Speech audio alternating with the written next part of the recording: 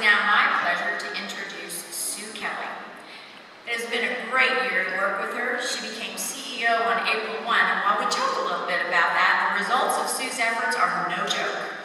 She's hit the ground running for this organization. Since becoming CEO, she has testified 3 times in Congress, twice in the Senate Energy and Natural Resources Committee, and once just this week at the House Energy and Commerce Committee's Subcommittee on Energy and Power.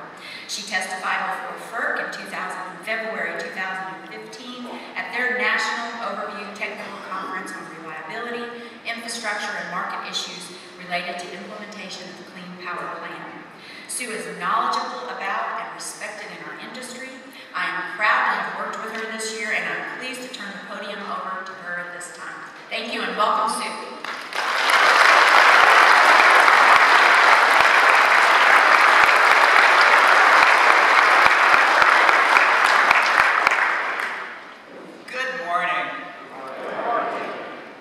Welcome to the National Conference here in Minneapolis, the beautiful city of lakes.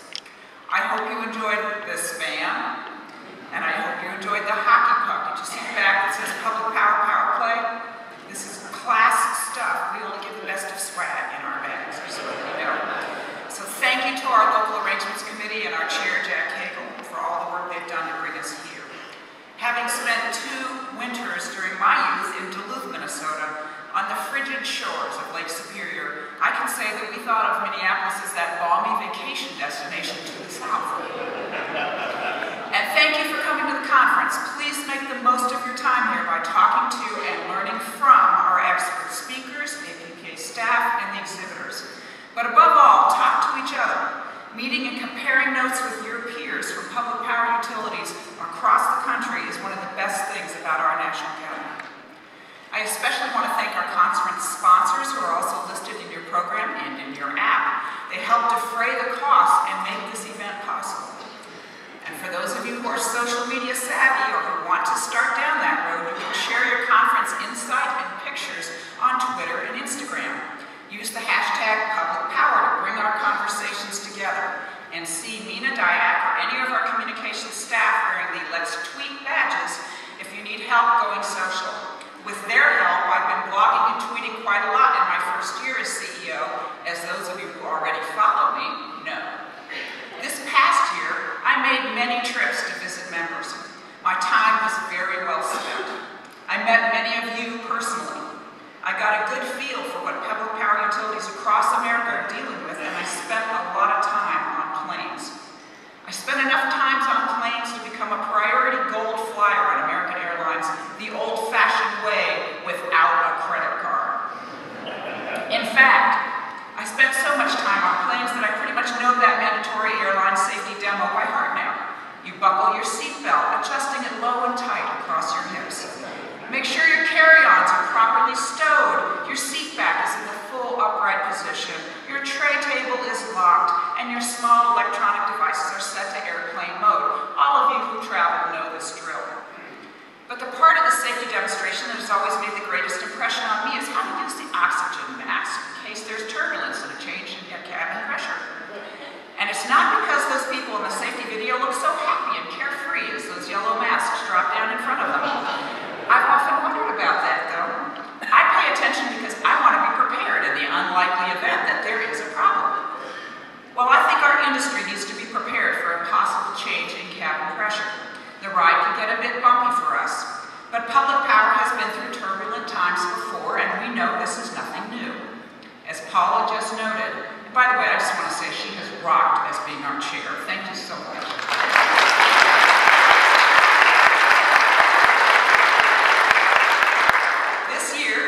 Celebrating 75 years of strength in service. The most recent issue of Public Power magazine, available on the newsstand, which focuses on public power leaders past and present.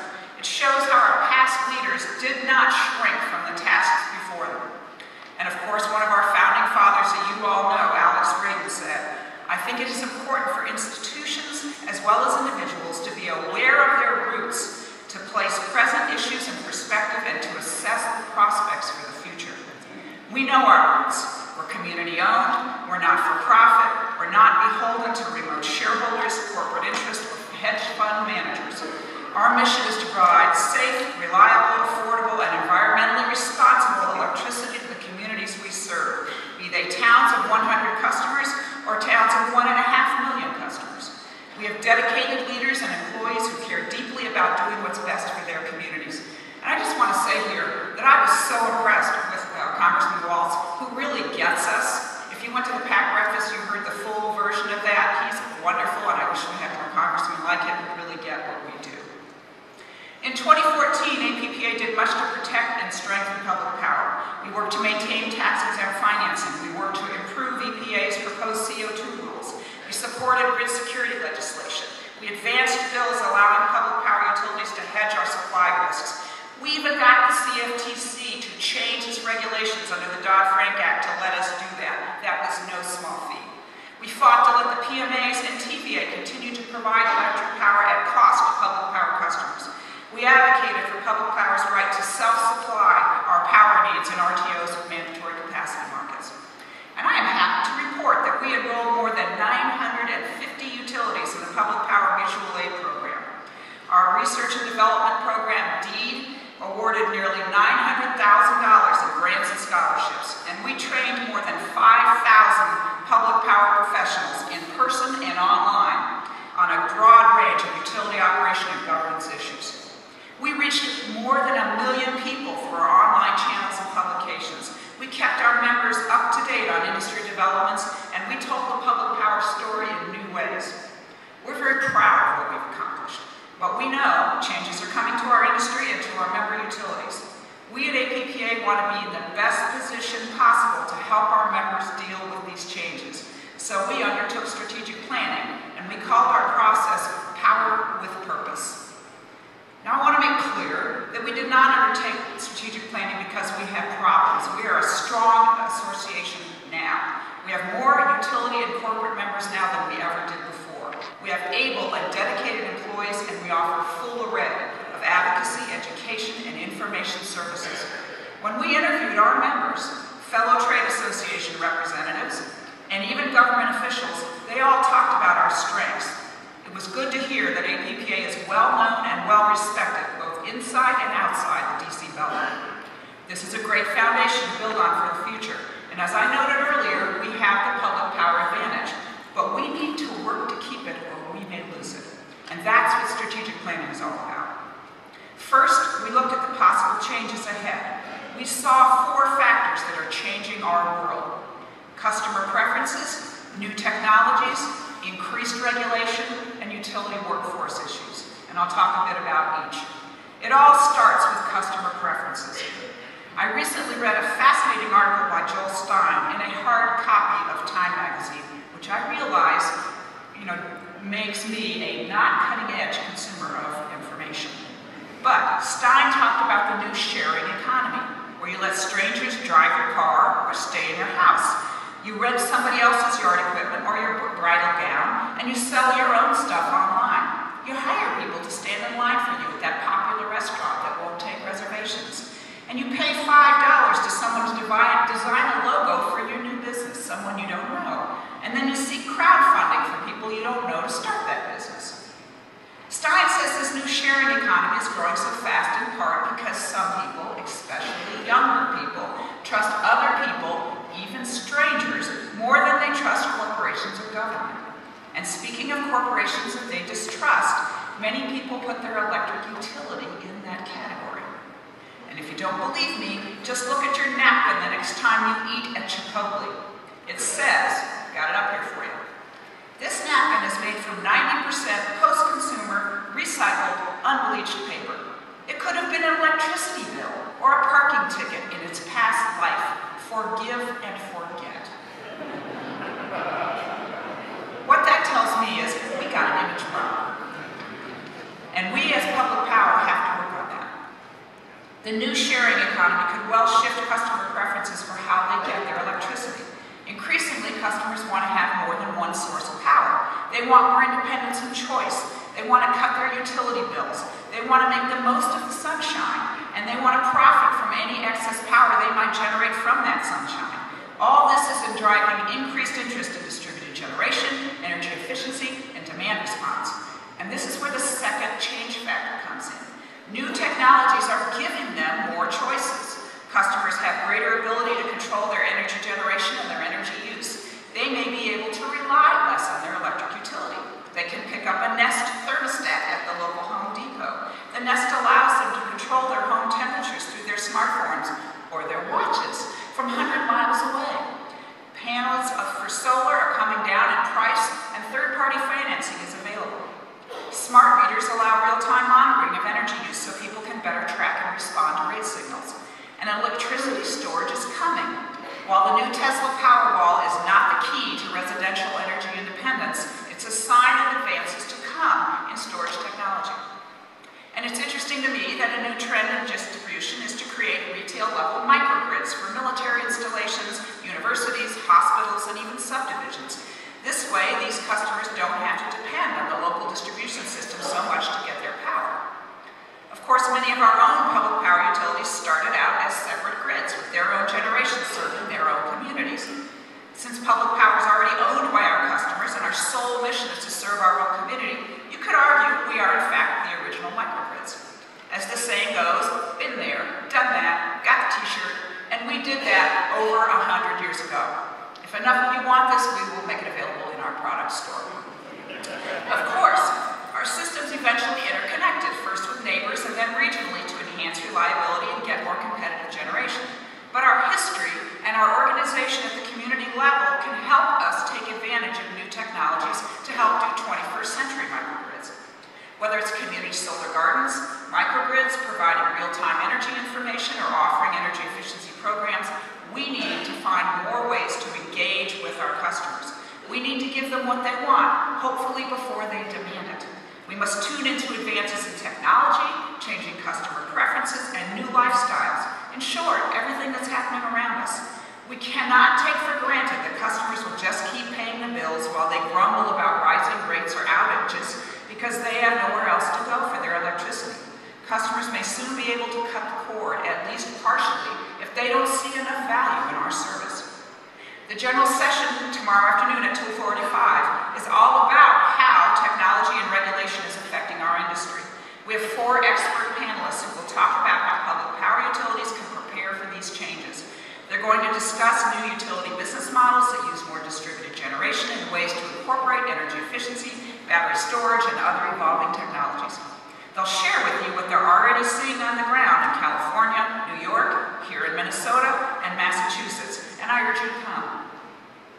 The third factor we have to contend with is the growing regulatory burden on our industry. Onerous RTO market rules, threats to tax exempt financing, net metering mandates, grid security challenges and standards, especially environmental regulation. The regulatory constraints on public power are increasing, making it harder to provide the affordable, reliable services we want to provide and need to provide. APPA advocates on behalf of public power with Congress, many federal departments and agencies, and the White House. Sometimes it feels like a game of whack-a-mole. Just when one problem gets resolved, up another one, or maybe more than one, pops. While there are many proposed regulations that APPA is tracking, none is far more reaching than EPA's proposed rule to limit CO2 emissions from existing power plants. EPA calls this the Clean Power Plan. The final rule is expected later this summer. APPA, with the help of our CEO task force on climate change and generation policy, submitted 412 pages of comments to the EPA last December on the proposed rule. We also educated members of Congress and their staffs about the possible impacts of that rule. Public power understands the need to reduce CO2 emissions, but there is danger in trying to do too much too quickly, as the proposed rule tries to do.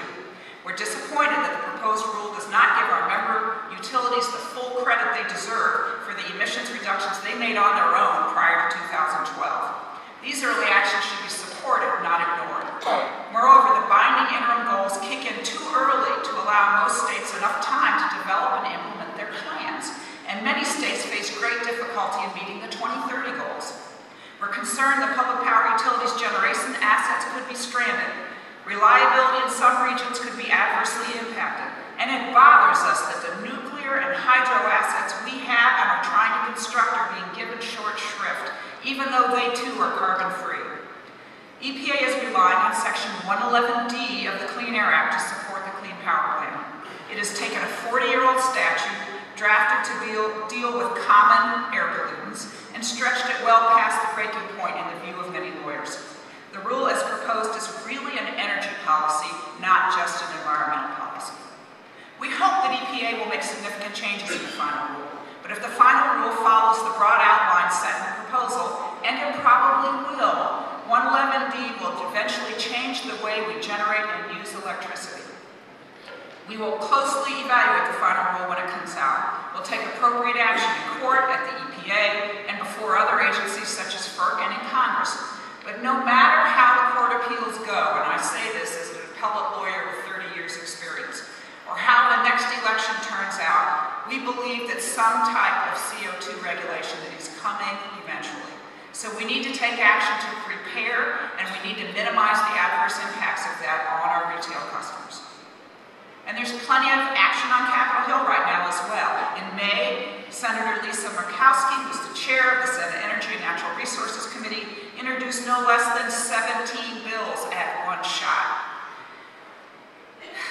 That was a lot of work. Her intent is to modernize Americans' energy policies. The House Energy and Commerce Committee also released a discussion draft of an energy bill. Combined with the legislative proposals from members of the House and Senate Energy Committees, we have close to 100 bills that have been introduced or released in the past week. As you can imagine, our GR staff is working overtime along with our regulatory staff and our engineering staff. Taken together, these bills could have a major impact on our industry. They cover everything from hydropower licensing to capacity market reform to a federal renewable energy standard.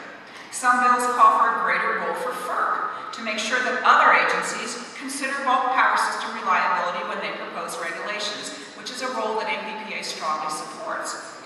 APPA has long asked Congress to reform mandatory capacity markets, and which are, as we know, are not really markets, but administrative constructs. We're heartened that Congress is listening to our concerns. The language in the proposed bills doesn't quite get it, but we're working on it. We want to get to the place where we can get substantive relief. On May 19th, I testified before the Senate Energy and Natural Resources Committee on some of these bills. On June 2nd, I testified before the House Energy and Commerce Subcommittee on Energy and Power. Among other things, I supported reforming mandatory capacity markets and streamlining hydropower licensing. I argued against imposing a mandatory 30% federal renewable electricity standard on utilities. Senator Murkowski's goal is to work with her Democratic colleague, Senator Maria Cantwell, to report bipartisan energy legislation out of her committee this summer. Chairman Fred Upton of the House Energy and Commerce Committee has pledged to do the same thing, working with his Democratic colleague, Congressman Frank Pallone. These will be the most comprehensive energy packages in Congress since the Energy Policy Act of 2005. APPA's goal is to help shape this regulation, or this legislation, in a way that helps, or at least does not hurt, public power. Customer preferences, new technology, increased regulations, these factors all come from outside our industry. But there's also change on the inside. The electric utility industry has the highest percentage of baby boomers of almost any industry in the United States. Our workforce in public power is no exception. We're already starting to see substantial retirements from our ranks. We will see more. At almost every member meeting I've been to in the past year, they are honoring a retiring public power member. We have to replace those people. We have to start now to recruit and train a new generation of employees to replace the ones we're losing. And those new employees will have to reflect the diversity of our communities. Paul McElroy, who's the CEO of JEA in Florida and our esteemed treasurer, recently wrote to me that our future workforce will be drawn from the increasingly diverse and inclusive population, also known as our customers. You at APPA are the leaders of the leadership. I offer my support in addressing the need to open our slice of the industry to becoming more diverse and inclusive. Not only because it's the right thing to do, but because it will be increasingly important to survive. It will be good business. Paul is right. Public power utilities need to get more diverse folks into their ranks at all levels. We need to recruit more Gen Xers and millennials, and we need to work to retain them. Our conference this year features for the first time a new managers roundtable. It's intended to help newer managers share experiences and connect with their peers. We're also considering new networking opportunities and training for women public power leaders and engineers. One thing we know is that to attract and keep the people we need, we must pay them what they are worth. At the APPA Joint Action Workshop this January, the hottest topic on the entire agenda was how to pay more competitive salaries. Public power utilities are going to need staff that can meet the increasingly complex challenges facing our industry. There are fewer potential new hires available than in the past for many important jobs, including engineering and the skilled trades. And we need employees with new skills, such as cybersecurity, technology, and social media. However, public power systems often pay lower salaries than nearby IOUs and co-ops. I've heard many stories in the last year about line workers who leave their municipal utilities after we trained them to go to work for the local co-op. They can make 30% more and they don't need to move. This issue was discussed at length during a session at APPA's Engineering and Operations Conference. We have to help our governing bodies understand that public power salaries have to be competitive. For specialized skill sets and responsibilities, standard city government pay scales are not going to cut it. As baby boomer incumbents retire, utilities are unable to fill those positions at the current salaries. And as more boomers retire, the problem will become more acute. We know that many of you are working to address these issues. We'll be asking you to share your ideas for recruiting and retaining employees so we can pass them on to other APPA member utilities. And there's a concurrent session during this conference on recruiting and retaining qualified employees with competitive pay. It's 11 o'clock tomorrow in room 101D. So, as these four factors, customer preferences, technology, regulation, and workforce issues, cause increased turbulence for us, how will we respond? Actually, we're already responding. As I've traveled the country this past year, I've heard firsthand about the forward-thinking things that our members are doing, and I've talked about some of them in my blog. I blogged about WPPI's pilot project to develop community solar gardens. They're good for customers who get the benefit of locally produced solar power without having to install their own rooftop panels, and it's good for the utilities as they can better manage the reliability and rate impacts. I wrote about the Indiana Municipal Power Agency's construction of 3 1-megawatt solar parks in its members' communities. These installations have helped IMPA learn more about cost-effective solar development. IMPA hopes to have solar installations in all of its 60 member communities in 10 years.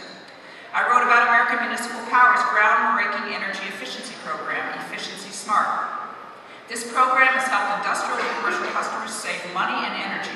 Some of the customers have even expanded their facilities, a great economic shot in the arm for these AMP communities. I blogged about how the Kansas City Board of Public Utilities is developing a science curriculum for public schools in Kansas to meet new requirements. And they're using these lessons to let middle and high schoolers know about future career possibilities at BPU, their own utility. I reported on Santee Cooper's rigorous training course to teach up-and-coming employees at Santee Cooper about the current issues facing the utility. It's called the STEP program for Shaping Tomorrow's Energy Professionals. It develops leadership qualities, transfers company and industry knowledge, and grooms replacements for retiring employees. When I visited Utah, Governor Gary Herbert was praising the Utah Associated Municipal Power System for exploring small modular nuclear reactors as possible baseload units to replace coal. And I blogged about Missouri River Energy Services education program to help 5th graders understand how energy is produced and what they can do to reduce their usage. They measured their electric consumption at home and they learned how to save on their energy bills. 79% of the students reported that their families had changed the way they used energy. One student wrote a thank you note to his utility. He noted his family had saved money, but that he still intended to use his Xbox. And he suggested that MRES should buy an Xbox too. These are just a few examples of what APPA members are doing in their own communities. I know many of you are well aware of these industry changes and that you're taking steps to prepare. And don't get me wrong, we should not be rattled by every press headline and every new report that proclaims the end of the industry as we know it. We have to distinguish the trends from the fads. If we jump on every fad, we could be sorry. I'm sure many of you remember the heyday of Enron in the 1990s when nationwide retail access was inevitable and consumer-owned utilities were told to get on board or die. We weathered that storm, and Enron did not. And we can weather what's coming. But we should not stand still either. We must not underestimate the coming structural changes. We must acknowledge them and we must take measured steps to deal with them. We must develop new ways to engage customers and employees. I agree with Peter Fox Penner, who says in his book Smart Power that electric utilities need to do at least 3 things. Create more decentralized systems, incorporate lower carbon power supplies, and find a business model that promotes more energy efficiency. This means engaging customers on their side of the meter, not just selling them power. APPA developed a strategic plan to help our members during this time of change. I am pleased and thrilled to note that the board approved the plan at its meeting this past Saturday. The purpose of the plan is to help you promote public power, deliver superior services, and shape the future. Paula already talked to you about how we went about the process. I want to thank APPA's board and executive committee, as well as our members and stakeholders for the input you provided to get us to this point. And as part of strategic planning, we developed our purpose and vision statements, which you can see here. I will give you a moment to read them. I see the purpose statement as the reason why we at APPA get up and come to work every morning. This is what we do for you every day. The vision statement is what we aspire to and we hope to accomplish in the coming years. Then we identified 6 strategic initiatives. First, we're going to help you tell the public power story in your community and explain to customers why being served by a public power utility gives them advantage and is much better than getting a parking ticket. We're going to provide turnkey resources that can help you adapt and use to deliver these messages. We'll help you tell your story in new ways and in new places, on the web, on Facebook, Twitter, Instagram, YouTube, everywhere your customers are. We want customers to look to their public power utility as a trusted energy advisor because after all, they own you. We'll help you develop relationships with elected officials to better influence the public policy that impact you. Second, we want to help you deal with technology and regulatory changes that are likely to reshape your relationships with your customers. We're labeling this effort Public Power Forward. We'll advocate at the federal level to limit proposed legislative and regulatory changes that intrude into areas best handled at the state and local level. We'll design education and training to keep you and your staff up to date on relevant issues and new technologies. We'll develop tools to help you integrate distributed resources, energy efficiency, and demand response into your business model and operations.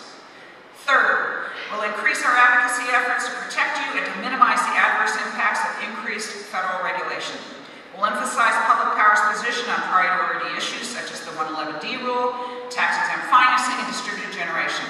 We'll build on our current efforts to tap into the political strengths of your mayors, your city council members, elected and appointed board members to make your case in the nation's capital. Fourth, we'll help you develop an all-hazards approach to disaster preparation and response. Just yesterday, we ran a disaster preparedness tabletop exercise here for a group of members, with government officials and a NERC representative in attendance.